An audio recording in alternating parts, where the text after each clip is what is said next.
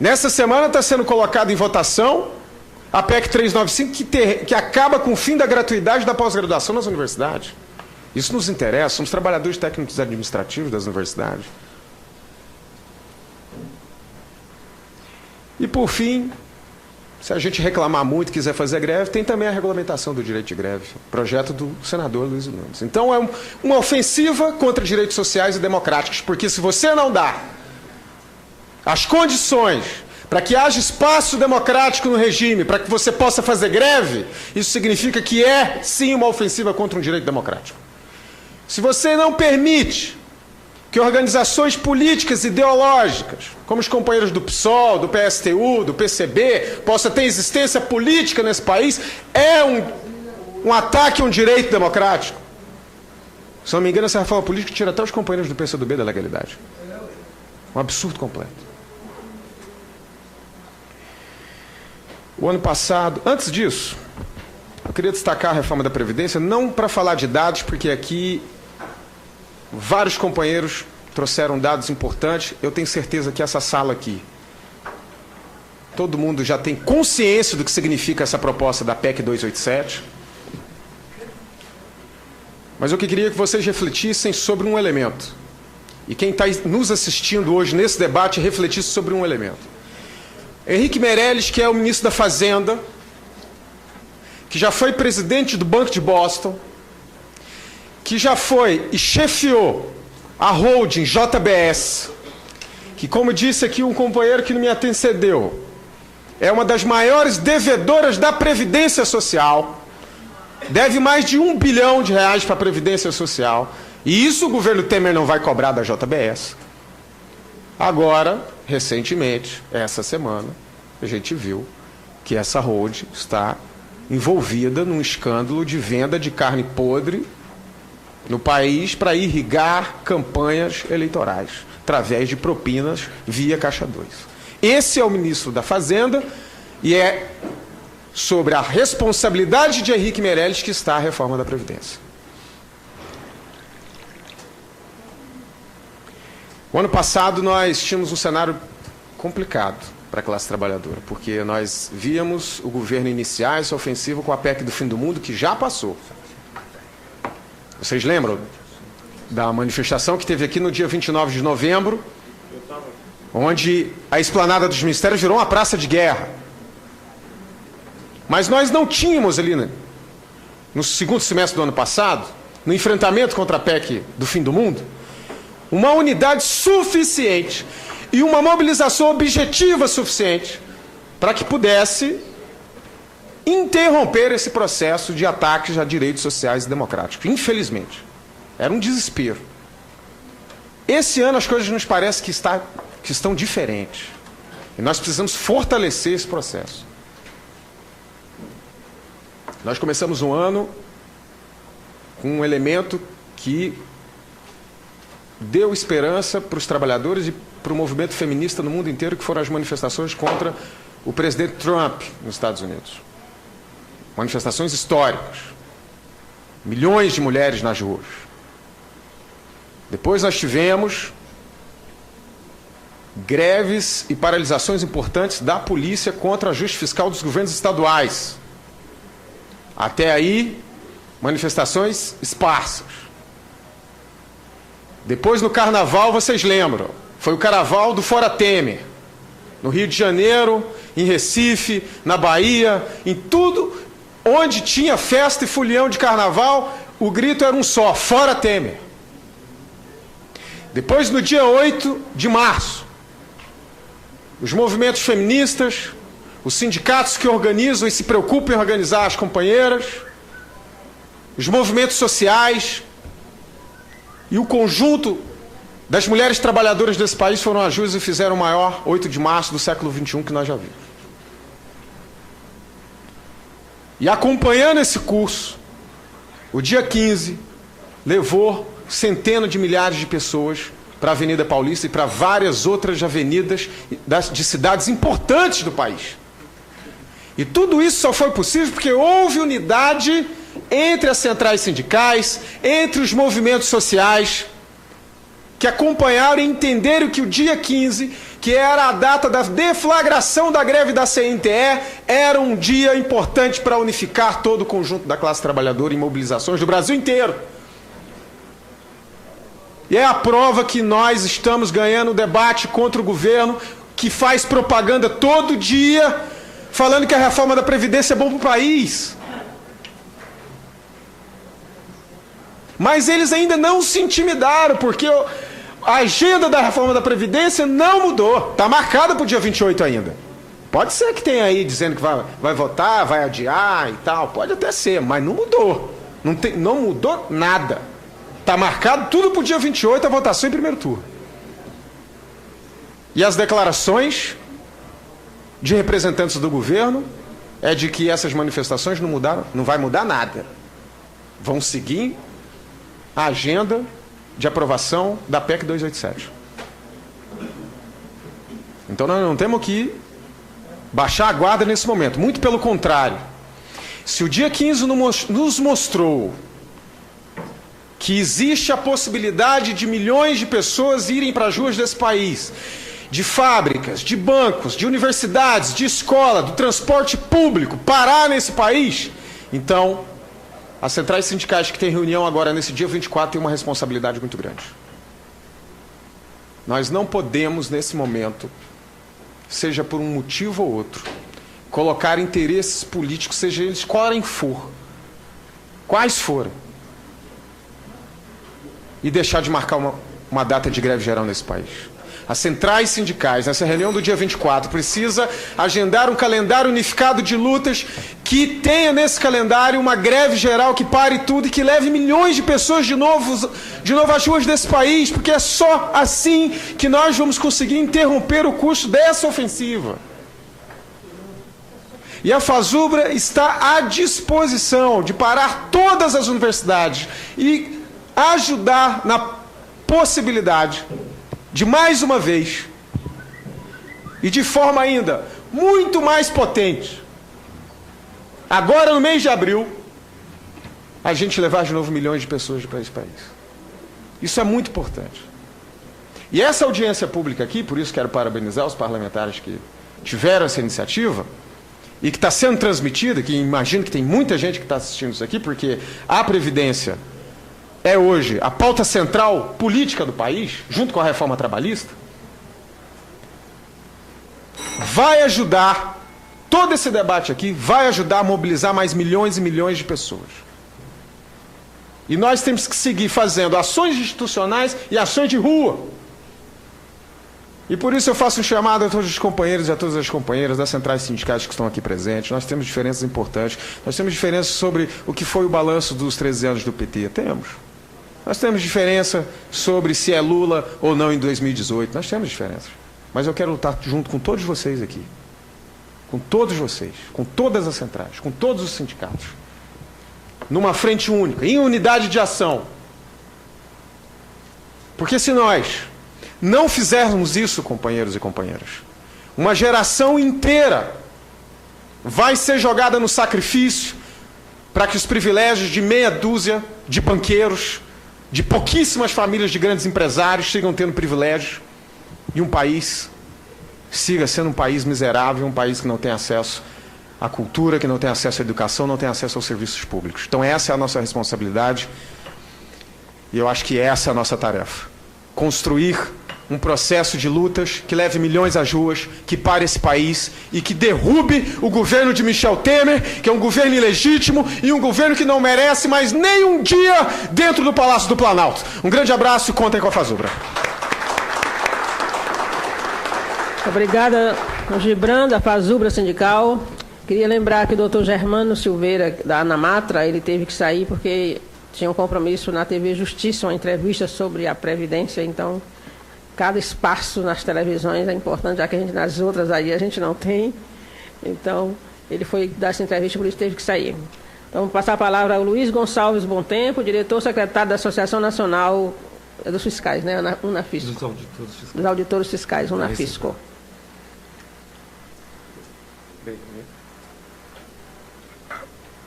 Inicialmente, eu gostaria de cumprimentar a senadora Regina Souza, os meus companheiros aqui da mesa, cumprimentar também todos os companheiros que estão resistindo até a essa hora aqui para tratar desse assunto tão importante que é da reforma da Previdência.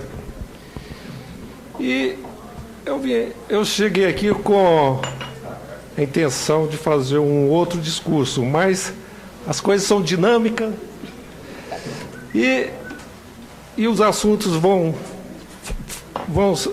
aparecendo e eu quero fazer algumas pequenas abordagens a respeito, principalmente, da fala do nosso colega Aquiles Linhares, quando ele tratou da dívida pública, da dívida. E ele arrolou aqui uns números, né, sobre a cobrança da dívida pública, da dívida tributária. Ele disse que hoje a dívida ativa, chega ao montante de 2 trilhões. 2 trilhões. Só a dívida com a Previdência é 500 bilhões. Isso aqui nos assusta. Por que não cobrar essa dívida? Senador, eu gostaria de acrescentar mais alguns números sobre essa dívida. Eu gostaria de falar aqui, acrescentar os números do contencioso judicial e administrativo. E aí, esse montante nós podemos multiplicar por 2. Se somarmos a dívida ativa com o contencioso administrativo e judicial, podemos chegar a 4 trilhões. É monumental, é um dinheiro, é um monte de dinheiro. Só no CARF, senadora. E aí é uma pena o senador Paim não estar aqui, porque ele gosta de colecionar esses números. Só no CARF, Conselho Administrativo de Recursos Fiscais, lá o estoque dos processos a serem julgados soma uma cifra de mais de 500 bilhões. O CARF, que representa a segunda e a terceira instância administrativa.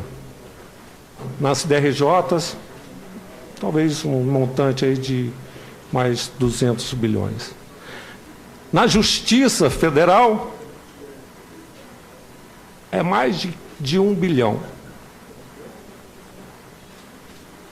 E aqui a gente está falando em tirar recursos, em tirar os benefícios do trabalhador. Bem, esse contencioso tem tudo a ver com a dívida ativa. Porque hoje, até um sonegador ser alcançado por uma fiscalização, leva mais ou menos, em média, uns 2 anos. Ele é fiscalizado, ele é autuado, e aí quando ele não paga, ele faz a impugnação e esse recurso vai para a primeira instância. Lá na primeira instância pode chegar até 2 anos. Na segunda instância, que é no CARF, mais 5 anos. Na Justiça Federal, mais 10 anos. Até cobrar essa dívida, leva-se 15 anos. Daí, nosso colega Aquiles, do Simprofaz, dizendo, parte dessa dívida é incobrável. Mas é mesmo. Porque chegam a 15 anos a ser cobrado, a ser levado a cobrança, uma dívida, uma sonegação dessa. E por que isso acontece? Porque há muitos recursos, inclusive na instância administrativa.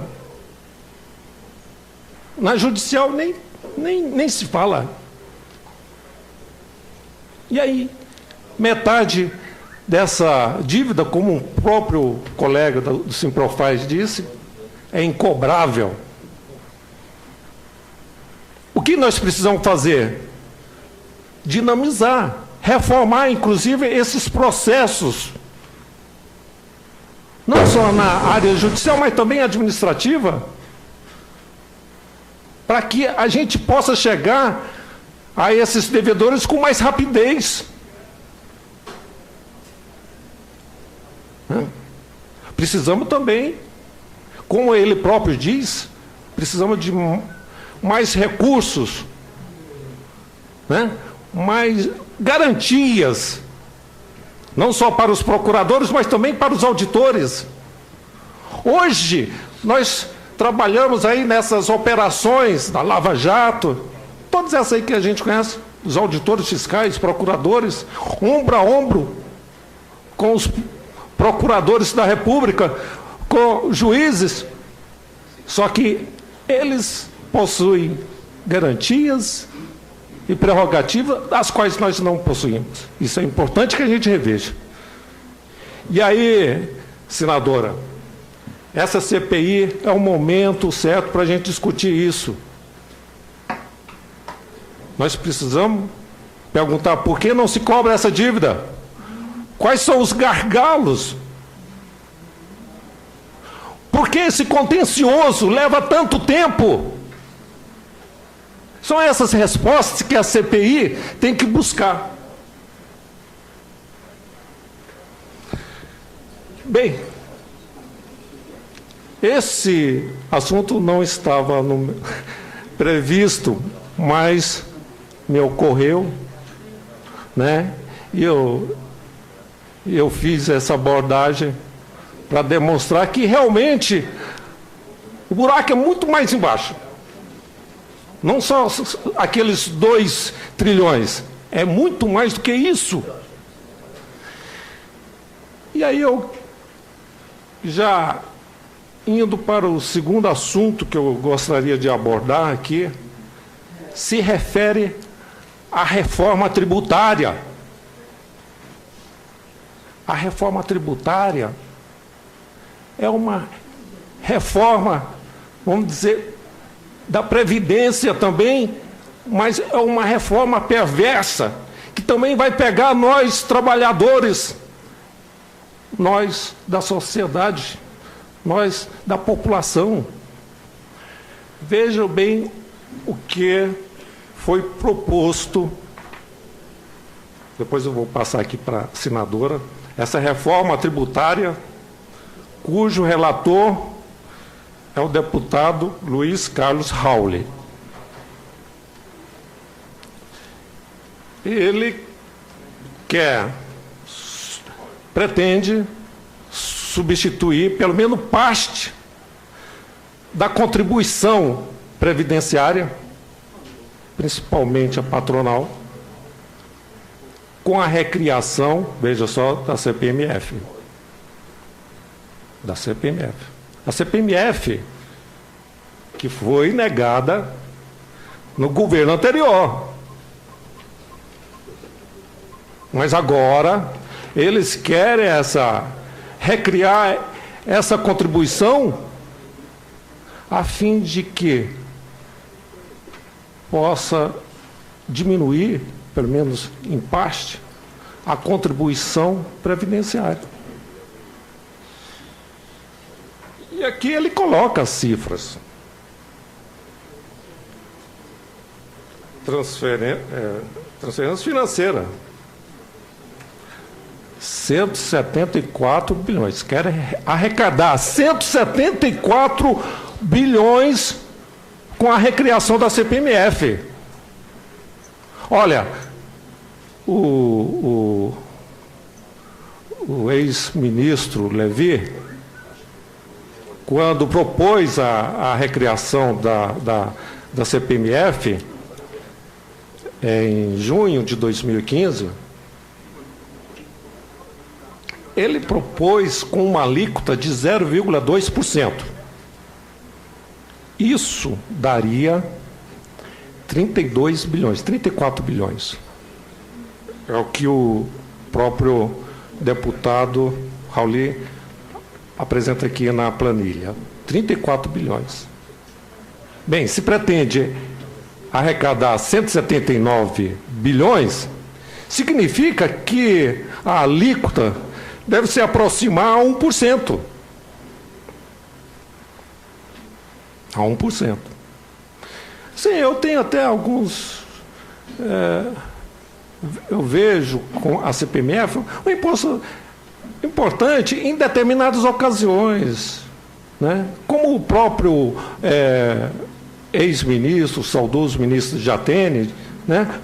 Deveria ser um posto provisório, mas para instrumentalizar, por exemplo, uma reforma tributária para que ele seja transitório, para não perder ou compensar alguma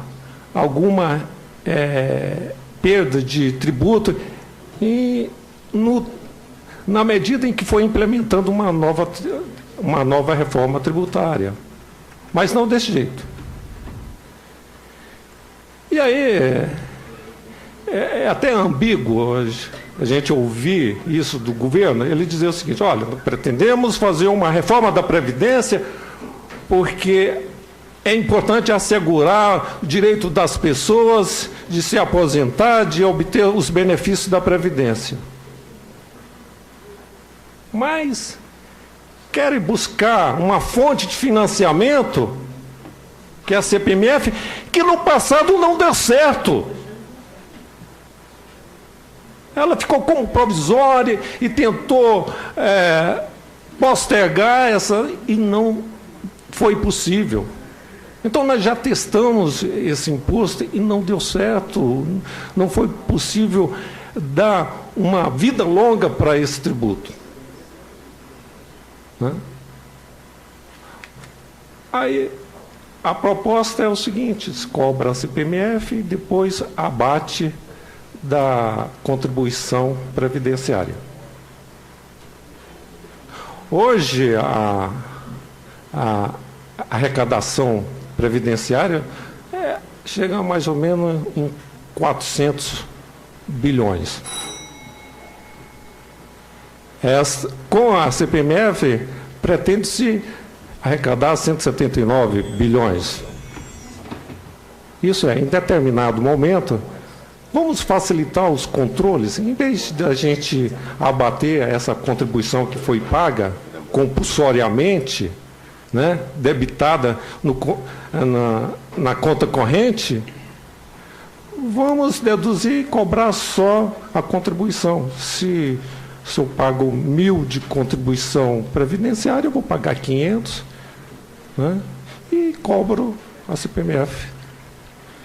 E no futuro, e aí eu vou dizer uma coisa: a população não gosta desse tributo, de uma maneira geral. Uma oportunidade qualquer acaba com esse tributo, e aí essa conta fica por conta do trabalhador. Então, eu gostaria de destacar essa questão da reforma tributária, porque também está um lado perverso que se refere à contribuição previdenciária. Senador, eu vou ficar por aqui, né? Eu queria apenas fazer essa abordagem, porque a gente já está chegando um momento que está todo mundo querendo ir almoçar, né?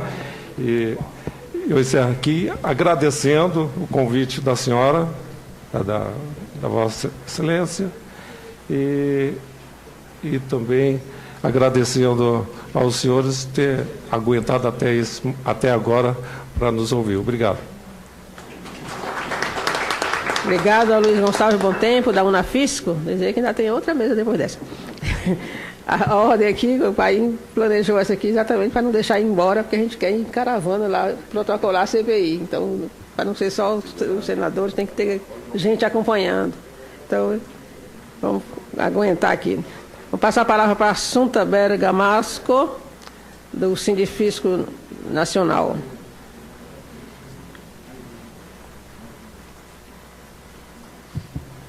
Ligou? Bom dia a todos. Eu quero cumprimentar a nobre senadora Regina Souza. Em nome dela, eu cumprimento todas as mulheres brasileiras lutadoras, inclusive a minha querida Berna, que me antecedeu. E eu quero cumprimentar também todos os meus componentes, meus companheiros de mesa. Varley, em seu nome, eu quero cumprimentar todo o aposentado e pensionista do regime geral da Previdência Social. E do meu amigo do Mozap, Edson, eu quero cumprimentar todos os aposentados e pensionistas do serviço público desse Brasil, seja da União, dos estados e dos municípios. Ser mais ou menos a última a falar, não sei mais o que dizer. Todos que me antecederam foram brilhantes nas suas explanações. Pouco me resta falar sobre os números. Nós já atacamos o déficit, está sendo atacado. Inclusive, eu quero passar, em nome da nossa senadora, a nota técnica número 34, elaborada pelo nosso Sindicato Nacional. E aqui eu estou representando o nosso querido presidente, Cláudio Damasceno, e a nossa área técnica elaborou a nota técnica número 34, que expõe bem os números, né? Como funciona o financiamento da Seguridade, o que foi arrecadado, o que foi gasto, onde foi gasto, a DRU, que todo mundo falou, não gostaria e não devo repetir, porque eu sei que todos queremos almoçar e eu não quero irritá-los, porque quando a gente fica com fome, a gente fica um pouquinho irritado. Então eu queria fazer uma explicação e depois de tudo que eu ouvi aqui, só me resta fazer algumas observações. Primeiro, essas reformas, tanto a trabalhista, previdenciárias que estão em curso, eu chego a sentir que é apenas uma forma, são reformas de anistia.